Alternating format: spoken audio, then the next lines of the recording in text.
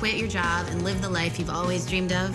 You're really living the dream, I would imagine, the expat dream. I feel more free here than I do in the States. This is it, man. This is the life. Join me, Savannah Jane Buffett, as I follow two buddies from college who quit their grueling office jobs and moved down to St. John to be bartenders in paradise. Now they're not just serving drinks, they've created the #1 microbrew in the Caribbean. I looked out and there was about 30 cubicles. And at that moment, I said, I can't. I knew I wanted to roll the dice and that I wanted to take a break from what I was doing. Nice place to live, don't you think? Not bad. It was a very surreal feeling because this was all new to me. This was going to be my new home. At that point, we knew we were all in. They're the lucky guys, man. They make beer for a living on an island. It's just two guys hanging out in the Caribbean and brewing some great beer and, you know, living the dream, I guess. Yeah, yeah, yeah.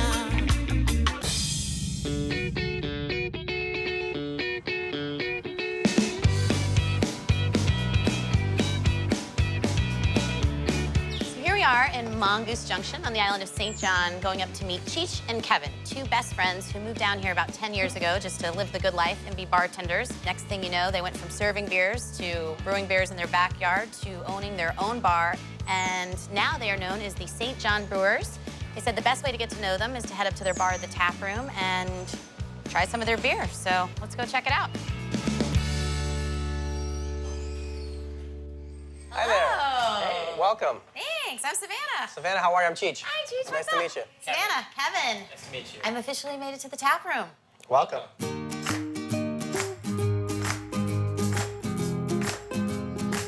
May I sit down and join you? Can we get you a cold beer? You know you can. Absolutely. We've got 4 styles of beer. Our summer ale is the lightest brew we make. We've got a mango ale, which is very popular. It's a mango-infused pale ale. I gotta go mango. Mango.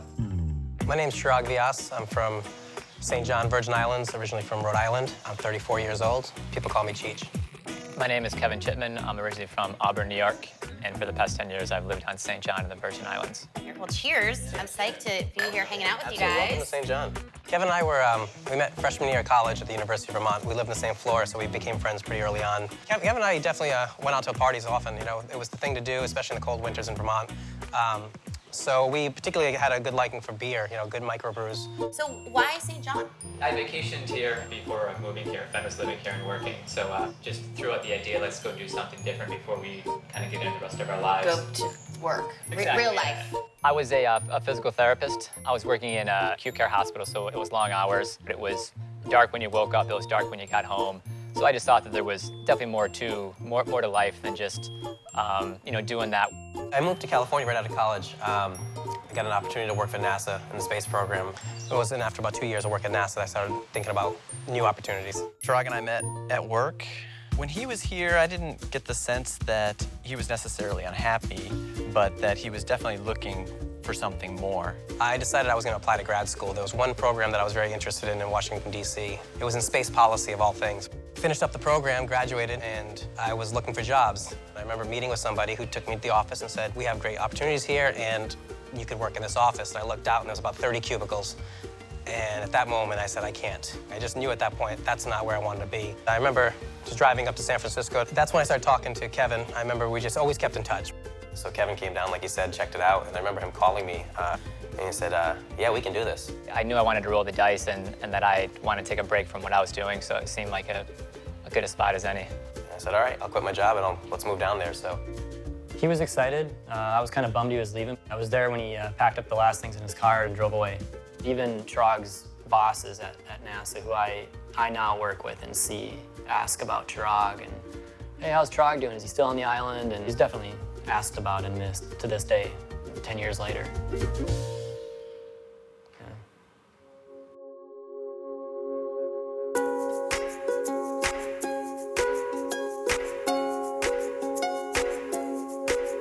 I thought this would be a good spot to stop off and just chat with you about sort of like the beginnings of how we started here and everything about us in St. John. Yeah. All right. Not a bad view. Wow. This is Cruise Bay, and this is where we started out. This is our first home was down here. Kevin and I moved on a sailboat within the first week of moving to St. John, and the sailboat was in pretty tough shape. 3 years before we lived on it, it had sunk.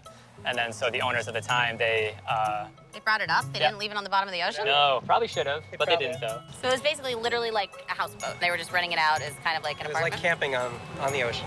The price is right. I think it was about $250 for that month to rent it. So we just said, why not? We needed a place to stay. And was it as luxurious as you imagined or a little bit different? Beautiful, yeah. Originally we thought, oh man, we're gonna be in a boat, invite people out there, get some girls out there. Really didn't happen like that though. The boat that Kevin and I lived on had a name. It was Shoes with No Socks. It was just the name that came with it, but we never named it. I don't think it was worthy of a name. Was there ever this like moment in the boat where you were like, oh God, I've made a terrible mistake? You literally would just laugh yourself to sleep over how ridiculous the situation was. I mean, going to comfortable jobs and living situations in the States to literally just sleeping on boards with a foam mat on it. No air conditioning. No air conditioning, no working toilet, Yeah. gas stove, no refrigeration, just a block of ice. Wow. It was definitely hard living. A specific low point for me I can remember was the head didn't work, the shower didn't work. So for bathroom needs, while we were living on the boat, we joined a gym to shower and basically go to the bathroom. We also went up to the local market up here and shaved in the bathroom there, charged our cell phone. We were those guys. So while you're living on the boat, I mean, you're looking for another place or? Yeah, we were looking for a new apartment. It was just hard for us because most places are very expensive. We still didn't have a job yet. We were sending out resumes every day, walking around to all the bars and restaurants. I think if there was ever a low point, I think it was when we first started and we realized that money was tight, and if we didn't find an apartment and a job soon, this whole idea could come to an end. And so then you guys got it together, cleaned yourselves up, and found some jobs? And... Yeah, we found jobs. We were busboys. We got hired as busboys. That was the same day that the manager also said, hey, I have an apartment for rent. You guys interested? So it kind of all happened at once. You were meant to be here. One thing Sometimes the universe lines it up for you like Exactly. that. So we're very happy about that. I definitely liked the tranquility that you were met with here on St. John. We didn't have a lot of money with us, and we were just sort of scraping by. So started talking to Kevin, and we started talking about what we could do and stay in St. John. If anything happened, we were in trouble. So we knew we had to find a reason to stay.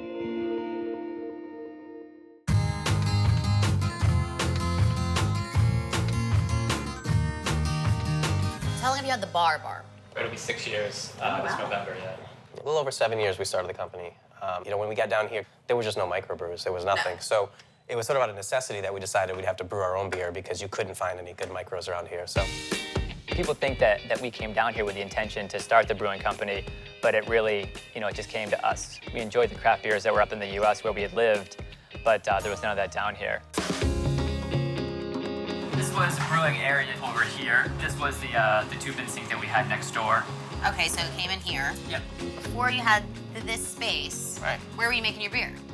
we actually homebrewed in our apartment in a couple kitchens around Island. We would use them late night. We would actually go and brew after service from like 1 in the morning till about 4 in the morning, and he and I would just kind of create our beers and take them home with us and store them at home. We first realized that we could make this into a business when we realized that we had a good product, that the beers that we were coming out with were good, friends wanted them. And we found out that it was something that we enjoyed. So this is our walk-in cooler. Oh, it feels good. Doesn't it? We expanded into 16 draft lines, which, in the States might not be a big deal, but down here it's the largest draft selection in the Caribbean. So, and then over here is, we'll We'll make our way to our brewery. It's under construction at the moment. Right next door. And again, out of necessity, we're working with a 20-foot shipping container that we've converted into a brewery. Oh. So is this the same? Is this like a newer machine, or is this one you has like Old Bessie? Or is it near and dear? Is it like the third This is member the of the original. business? This is the original tap room brewing system. So now that we've shown you how we make beer and all that stuff here, how about we go on a delivery run? I like and, it. deliver some beer Show to me a a little bar. of the island. Show me what you do. I'll jump in the back. Oh, such a gentleman. Onward. So this is where the kegs live. This is. You guys need any help? Trout usually needs help. I can take it up by myself. No big deal. Keg house. Oh, sure, Savannah leaves during this part. Good job, guys. Way to carry the keg. All right, let's do this.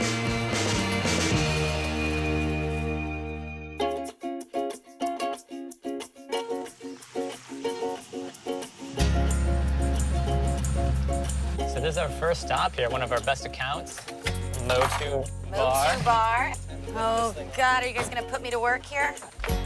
You got it down or you want me to? Let's see. I bet I can do Ooh, it. get 2 hands. 2 hands. There we go. Damn. Ready to walk upstairs, or? Yeah, that's right. I carry kegs in a skirt. No biggie. Do I get tipped for this? We started our Virgin Islands sales before we even got any of our bottled product on island. We went around just to kind of see what the vibe was as far as people who would want to bring it on. So we went to the busiest bars that we knew, and they were overwhelmingly for it. That's what makes St. John special, is that the community, they're that supportive. Now this is the part I want to see. Tapping of the keg. There it is. And now the beer shall flow. If it works. I love getting tipped in free beer. So what we'd like to do now is take you over to another island, and you can head over there right now. Awesome, let's do it. Work hard, play hard. Love this.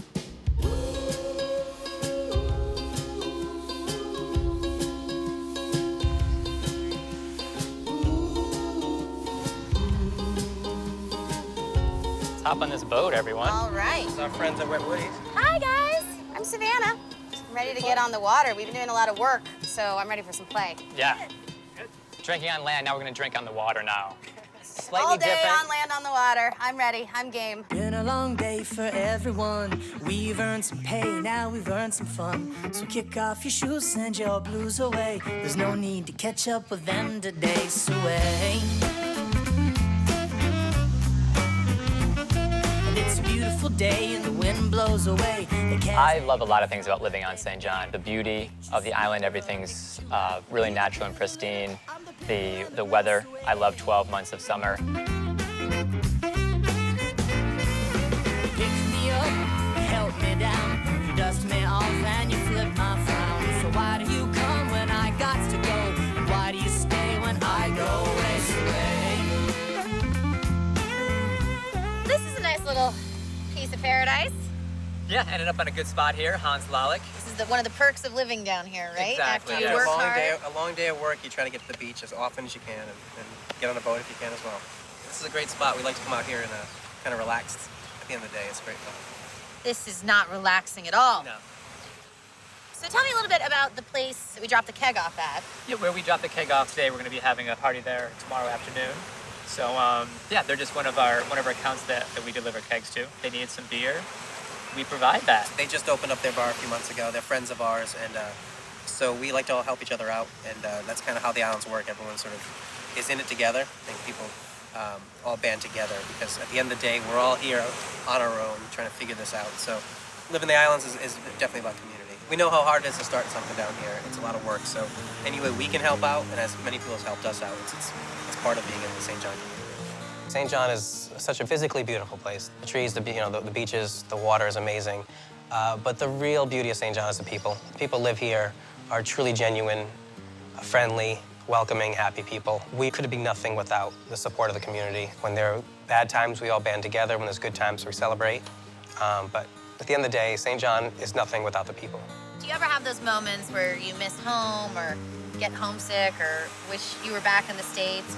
Absolutely, no, of course. You miss your family and your friends. That's what sort of is the strength that keeps you going, and the fact that you know they're home. But there are times when you want to be there. There are times that when you're there, you want to be back here. So it's one of those balancing acts, but at the same time, living the islands, it's a commitment, and it's a way that, you know, you can enjoy the beauty of life and also get to pursue your passions, which is what we love, brewing beer. And where else would you rather brew beer but in the Virgin Islands? Work. This is a great way to end the day. To 18 of the travelers, and there's a party going on. Feel the fun, feel the sin. A boy and girl meet, their eyes lock in place. The body's no longer alone.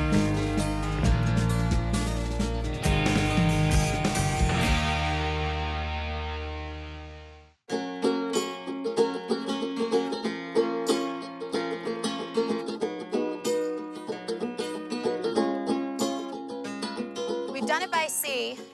We're doing it by land now. Is this a hike you guys normally do? Yeah, it's one of our favorites, actually. It's one of the hikes that we used to do when we lived on the boat. We'd come out this way, and it's right in town, so you take us right out to one of the most beautiful beaches on St. John. Amazing. I'm gonna be ready for a swim. And something that's interesting that people probably don't know about this island is the majority of it is a national park, right? Yep. That's right. About 75% of it is national park. So it can always remain pristine and beautiful, can't be developed or anything like that. And we've also adopted this trail through the Friends of the National Park. Oh, really? Yeah, so we clean it a couple times a year. Tell me a little bit about the beach that we're heading down to. What's it called? This is Salomon Beach. Okay. We'll head down here. It's popular with locals. This bag. Eureka, I see it. It's the light at the end of the tunnel. Literally. Woo. This is the Beautiful. payoff right here. It does not disappoint. Oh, man. It's blue, it's refreshing, the sand is white. Nice place to live, don't you think? Not bad. Need a bartender? I'm kind of ready to get in this water. Yeah. You and me both. All right, let's do it.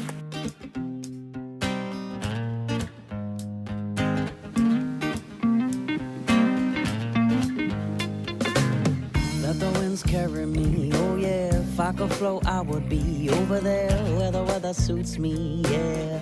Be one with the breeze without a care. Grass is greener on the other side, so they say, but I would like to try. Test it out in its natural habitat. Come back, cross the bridge when we get there. We're here, we're in your conference room. Mm-hmm. This is not only your office, but this is your house, right? It is. We do all of our work here, sort of the behind-the-scenes stuff.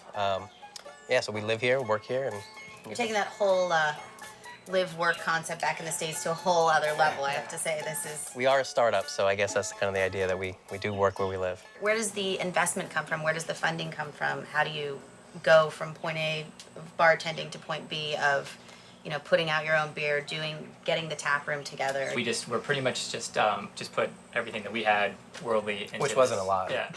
Yeah. When we first started, we needed a little bit of startup capital, and we had asked our family and friends. We said $500 to $5,000. It was a very simple concept of just give us what you can, we'll pay you back in a couple of years. And they all came through, and they actually gave us enough money to get our feet off the ground. And over the years, we've paid them back as well as reinvested everything. I mean, you guys have figured out, you know, what everyone's dream is. What would be your advice for people that are thinking, man, if I could just leave it all? And... At the end of the day, if, you know, I feel it's just about being happy, you know, so whatever it's going to take to do that, any change, I think, in that direction is a good one. But at the same time, when you move to the Caribbean, you have this idea that everything will be perfect, but there's a lot of hardship along the way. It's challenging to live on a small island. You gotta have patience. You gotta realize the pace is a lot slower, and the only way to be part of it is to immerse yourself in it.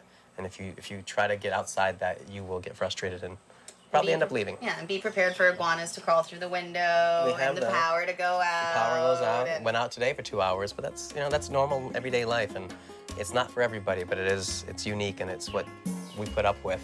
But you know, a bad day in the islands still beats a good day in the office. For people that want to leave or do something different, it's just make sure you're having a good time, because you're leaving something that wasn't happy, and so therefore you go to a place that makes you happy, and you know, work hard at it. It's not going to be easy. It shouldn't be easy. If it's easy, then it's probably just a vacation. It's a great life, and we'll keep doing it. The story continues. We're just living it. Well, on that note, one final cheers. We've done a few of these since I've been here, but Cheers. thanks for showing me around. It's been a pleasure, gentlemen. Ours too.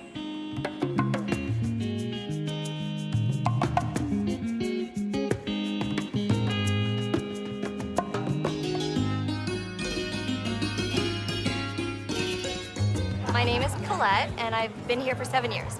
I know Cheech and Kevin because I've been dating Chirag for about 7 years. I think they've impacted the island in a great way. I mean, they're two young men who are living the dream, 10 years here on St. John, and they're still going. They're still going strong, and they're here to stay. I was actually their first bartender at the tap room. Next to nothing in the bar, no TV, no music. We just talked to everybody. One of my favorite things about the tap room was Cheech. I never really got to know who he was until he would come in on the most random nights, and he'd only order half pints. And he's like, oh, because it's just a half one, I just need half, that's it, just a little bit. But through the course of the night, he'd have like 6, 7, 8 half pints. Kevin and Cheech are definitely living their dream lives. And it's the Caribbean, so perfect weather. It is summer almost all year round. Good people. It's fantastic. I mean, anything is possible. Their story is very similar to a lot of people. They don't know what to do, and how can they take something that they love and make a life out of it? And they've done it. They left their world and came down here, and now they're literally living the dream.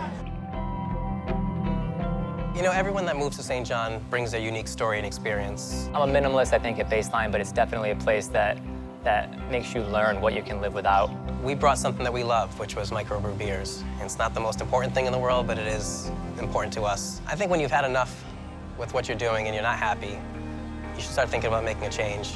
It doesn't have to be to move across the globe or to the Caribbean. You can move to the town next door or start a new job. But I think at the end of the day, if you're not happy with what you're doing, you should really think about it and not be afraid of change and just go for it.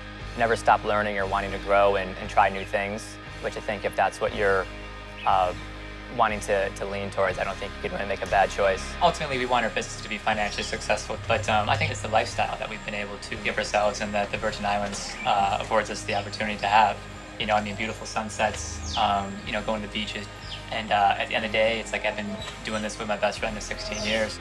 It's just two guys hanging out in the Caribbean and brewing some great beer and, you know, living the dream, I guess. You're really living the expat dream. This is the next step of my journey to be here in St. Croix. And that is a donkey sneezing in my face. Here I am every day trying to help places like this in the islands. You like passion fruit? Yeah. Life is short and you got to take advantage of what you want to do. This is the life. You know, Michael Corleone got it completely wrong. All business is personal. Eric calls up and says, let's play. I play. There's certain people in your life who call you up 4 o'clock in the morning and say, meet me on the corner of Avenue D and 4th Street and bring a handgun and a stolen car, a tarpaulin and some duct tape. You don't ask why, you just go. Sex, drugs, rock and roll and food. Today my guest, Anthony Bourdain. And everything is on the table.